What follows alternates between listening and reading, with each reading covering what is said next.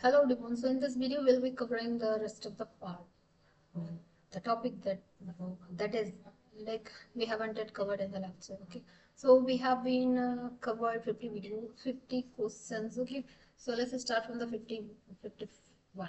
Okay, so without wasting time, let's start from the question number one. Is saying is a relation is achieved by. So I have already told you as a relation is actually in the no, no, no. I mean, I have told you has it listed in the aggregation. Yeah, it used into the aggregation. 1 minute, wait a second. Okay, I will use this highlight. Okay. So yeah, what is this? What is this? No, no. Actually, I have to use it only. Okay. Yes. Now it's working. Abstraction is not right answer. You have to keep it in your mind. Okay. The answer is inheritance. Okay. Next question we have has a relation. Has a relation for what? Composition and aggregation. For both has a relation is applicable. Okay. Base class is also called as a parent class. Didn't I tell you in the previous video? Tell me. I told you, right? Derived class is also called as a child class. Primitive inheritance made base class big base member private and derived. Public inheritance keeps base classes.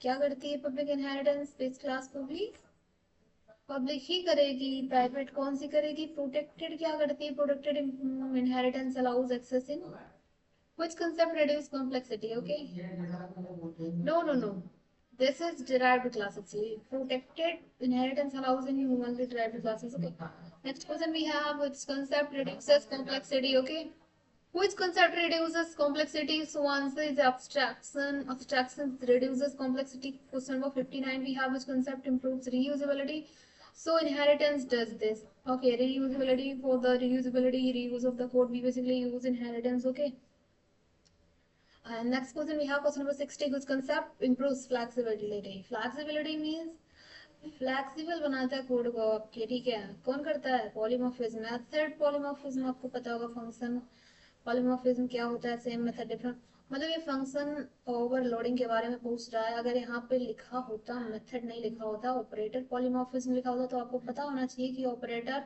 Overloading के बारे में बात कर रहा है वहां पे क्या होते हैं सेम ऑपरेटर होता है डिफरेंट बिहेवियर कर रहा होता है स्ट्रिंग के साथ अलग इंटीजर के साथ अलग कर रहा होता है ओके तो स्टैटिक बाइंडिंग क्या होते हैं स्टैटिक और अर्ली बाइंडिंग बोलते हैं कंपाइल टाइम को लेट डायनेमिक बाइंडिंग किसको बोलते हैं रन टाइम को बोलते हैं already explain you this thing right so dynamic binding कब होती है अब आपको पता होना चाहिए पहले तो स्टैटिक थी अर्ली बाइंडिंग देन आती है डायनेमिक डायनेमिक किसमें आती है रन टाइम में आती है तो आप लोग खुद आंसर बताओ ठीक है इसका कुछ सपोर्ट पॉलीमॉर्फिज्म कौन है जो पॉलीमॉर्फिज्म को सपोर्ट करता है अब देखो वही करेगा यहाँ पे एक चीजें आपको याद रखनी पड़ेगी वही चीज करेगा सपोर्ट जो बेसिकली ऊप्स को करता है तो ऊप्स को कौन करता है ऊप्स को कौन करता है ऊप्स को कौन सपोर्ट करता है ऊप्स को सपोर्ट सी प्लस प्लस ही करता है इसमें बेसिकली जावा भी करता है पाइथन भी करता है but here we will be discussing so C plus plus will only be the answer okay object in C plus plus क्या होता है object instance of a class class क्या होता है blueprint of an object okay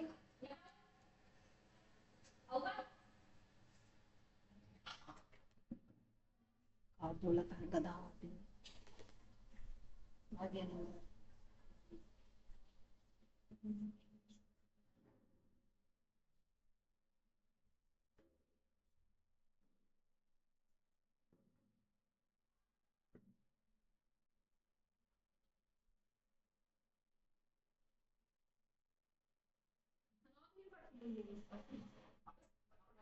इनका ये चलता है मैंने उनसे हुआ नहीं हमारी काट करी है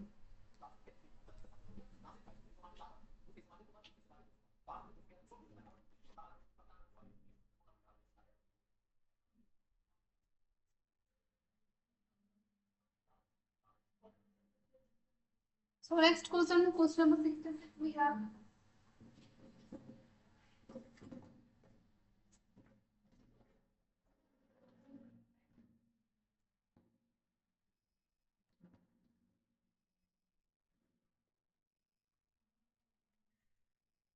तो question number 66 we have class क्या होती है वो ब्लूप्रिंट होती है। बेसिकली मैंने ऑपरेटर लगा दिया, वो रॉन्ग है, ठीक है। ब्लूप्रिंट होती है class, blueprint of an object. Real world entity represented किसके थ्रू करते हैं, आप ऑब्जेक्ट के थ्रू करते हैं, ठीक है। अब्स्ट्रैक्शन हाइड क्या करता है, डेटा इम्प्लीमेंटेशन डिटेल्स को, नेसेसरी डेटा को जो कि यूजर को नहीं चाहिए उसी को करता क्या है, हाइड करता है, ओके। सो नेक्स्ट क्वेश्चन जो 69 क्वेश्चन है, इसमें कह रहे हैं कि इनकैप्सुलेशन किसको कंबाइन करता है, तो कंबाइन इनकैप्सुलेशन उसी को करता है जो बेसिकली क्लास के अंदर हो सकती है। तो क्लास के अंदर क्या क्या हो सकती है, क्लास के अंदर बेसिकली हमारे पास डेटा मेंबर, मेंबर वेरिएबल होते हैं, बस उसी को हाइड कर देना है, बस आपको कुछ और कुछ नहीं करना, ठीक है। Data hiding is achieved, data hiding क्या अचीव करती है, तो डेटा हाइड का मतलब आप प्राइवेट कर दे रहे हो उसको, ठीक है, मतलब किस कोई एक्सेस ना कर सके। इनहेरिटेंस सपोर्ट किसको करता है, इनहेरिटेंस तो कोड रीयूजेबिलिटी को करता है ना, वही चीज। विच इज नॉट ऊप कंसेप्ट, ऊप का कंसेप्ट नहीं है, तो यहाँ भी आपको याद रखना पड़ेगा, you have to know that there are 4 paradigm of और paradigm of pillar of oops, that is inheritance, polymorphism, and encapsulation, and in what is the first one, encapsulation, polymorphism, inheritance, and the fourth one is what, oh my god, I forget the fourth one. Inheritance, polymorphism, abstraction, yeah, fourth is abstraction, okay.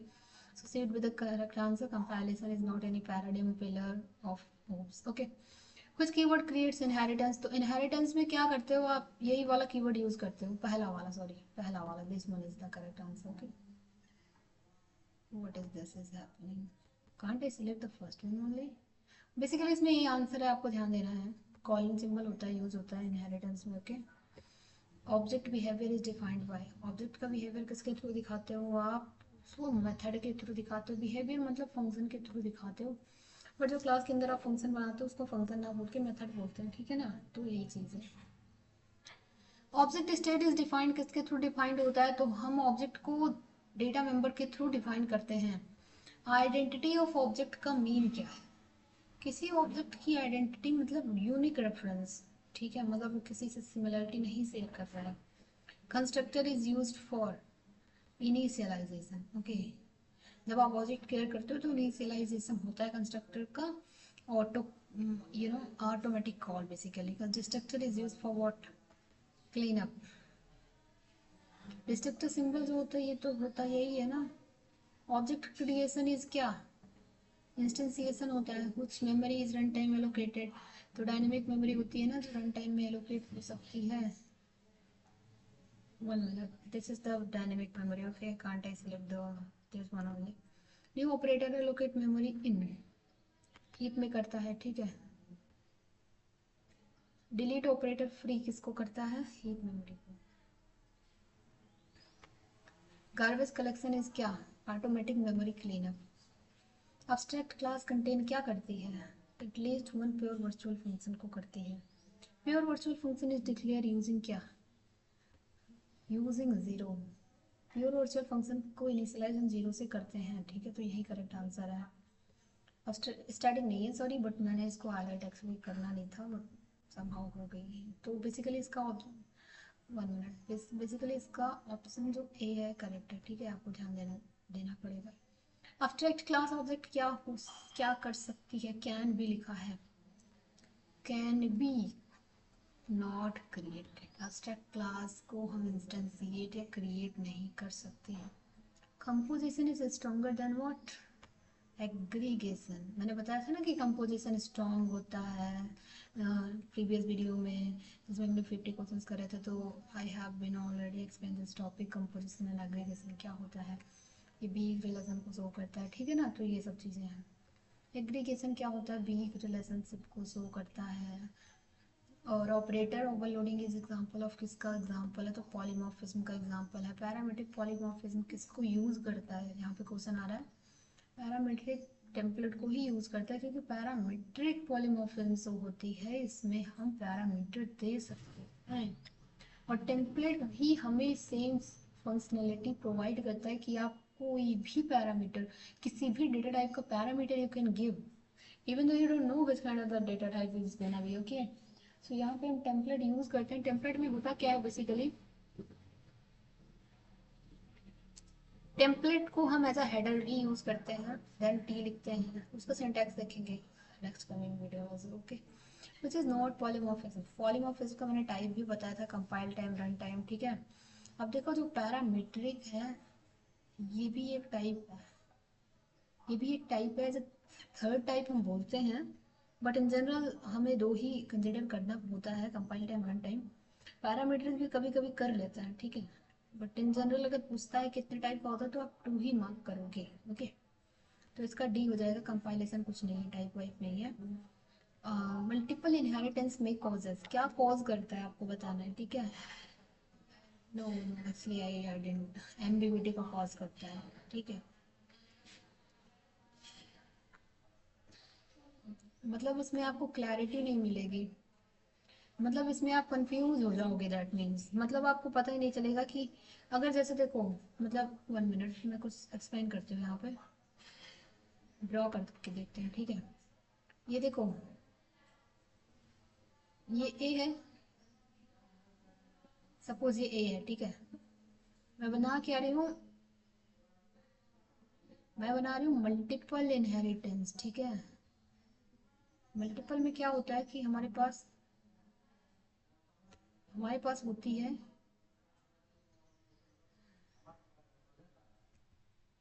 ये D है, ठीक है। तो basically इसमें होता क्या है ना, ये होता है मल्टीपल, ये तीनों पेरेंट जो है ना, तीनों पेरेंट की प्रॉपर्टी होल्ड करेगा। तो इसमें काइंड ऑफ में कंफ्यूजन होता है कि अभी देखो डी अगर किसी की प्रॉपर्टी होल्ड कर रहा है, तीनों की कर रहा है ना, एक प्रॉपर्टी हम लेते हैं, बहुत ही कंफ्यूजन होगी कि यार ये किसकी है किसकी, क्योंकि पेरेंट इसके बहुत सारे हैं ना, वैसे भी पेरेंट बहुत सारे हैं तो आप समझ सकते हो, ठीक है।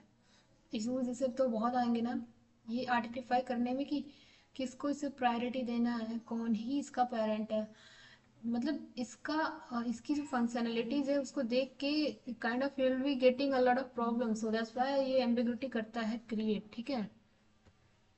नेक्स्ट क्वेश्चन पे हम डिस्कस करते हैं, नेक्स्ट क्वेश्चन जो अपना है वो है question number ambiguity is resolved. इसको एम्बिग्यूटी को रिजॉल्व करने के लिए हम यूज करते हैं स्कोप रिजोल्यूशन ऑपरेटर, ठीक है। उसको मतलब क्लास के अंदर है, क्लास के बाहर उसको हम डिफाइन करते हैं, दैट मीन्स, ठीक है, स्कोप रिजोल्यूशन ऑपरेटर का यूज करके।